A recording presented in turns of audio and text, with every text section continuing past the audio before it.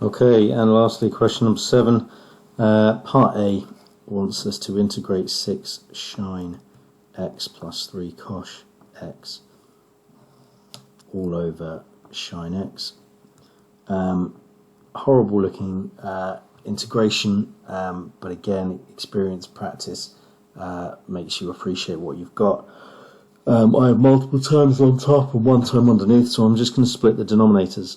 Split the numerators with their own denominator, thus achieving me these two. Alright, so the 6 sine x over sine x gets me down to 6, well that's nice and easy, and 3 cos x over sine x. Tempting to replace that with what? Coth x, but don't. Hindsight prevails. If you just take a breath, take a step back and have a look at that, before you knee-jerk reaction change these things up. Just think about what it is about integration that you like the look of, what you don't like the look of. I have a fractional function, and as it turns out, the top is the derivative of the bottom.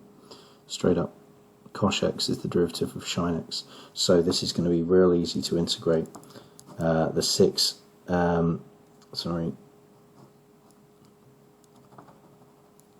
6 becoming 6x. And the 3 lots of cos x over sine x becoming 3 ln mod of the denominator sine x plus c. Alright, part A for 3 marks, it's that simple. But again, the hard bit is spotting it, I guess. Okay, and part B, let's finish off. More complicated, hence worth 6 marks. 1 over 2 sine x plus 3 cos x. Now I've got the summation of some hyperbolics on my denominator. You could use a harmonic form of these two, much like we do in pure maths, and Jack, interestingly enough, used that approach and almost got it to work completely. Very good.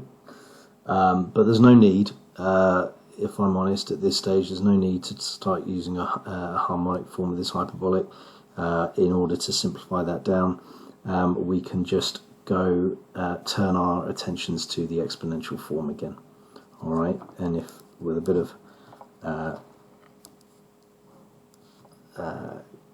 careful consideration, 2 lots of sine x obviously is just going to be our e to the x minus e to the minus x, the half and the 2 cancelling.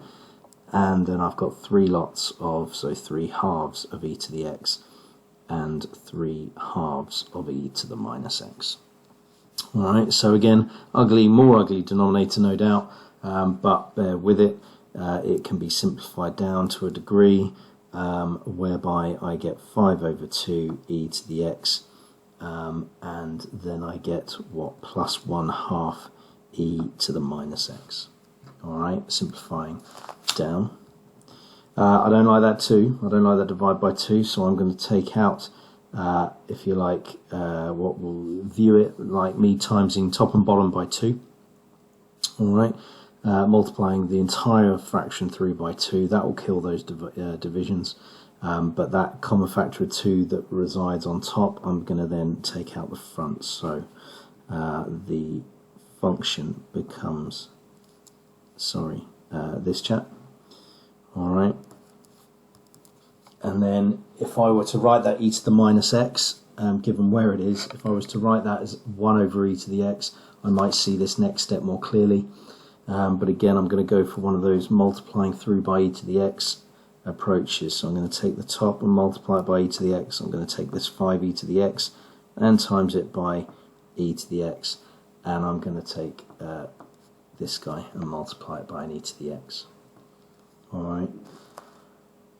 Now, when you consider what you've got at this point, if you see that denominator, it's tough, but if you see that denominator as being a composite function, where the internal function has its derivative present somewhere in that integration as well, then I see that substitution can help me out today. So if you can see that this is the same as this, that e to the x, obviously the derivative of e to the x is e to the x. So I have an opportunity to simplify this integration down more by letting u, so let's bring it down here, letting u equal e to the x. Alright, du by dx would therefore equal e to the x, wouldn't change, du equaling e to the x dx, and we can start to see that this guy is going to become a little more simplistic. So here I go, two lots of the integral of the e to the x dx up here. Those two are going to go for a single du out there, and then I've got 5u squared plus 1. And that guy in the realms of integration, from what we're used to, is actually not so complicated. It is a version, if you like, of the arctan result. So for ease, I'm going to bleed that 5 inside the square, so I can figure out exactly what I've got going on. Let's write that in here. Two lots of 1 over, I'll call it root 5u all squared plus 1. So if you can appreciate that 5u squared is the same as root 5u all squared, alright, then I'm seeing that format, that characteristic of that standard result, and therefore my new x, if you like, is a root 5u. I've got the 2 out the front ready, so when I get to it, I get 2 over root 5, that's me dividing by the derivative of the internal, arctan of x, okay, over a. Now my a today is still 1, alright, on account of this guy. All I need to do now is put the u back, of course, and I get 2 over root 5 arctan of arctan of root 5 e to the x. Alright, plus my c. Sorry for the squished. Alright, and that's my answer to the last question of that test.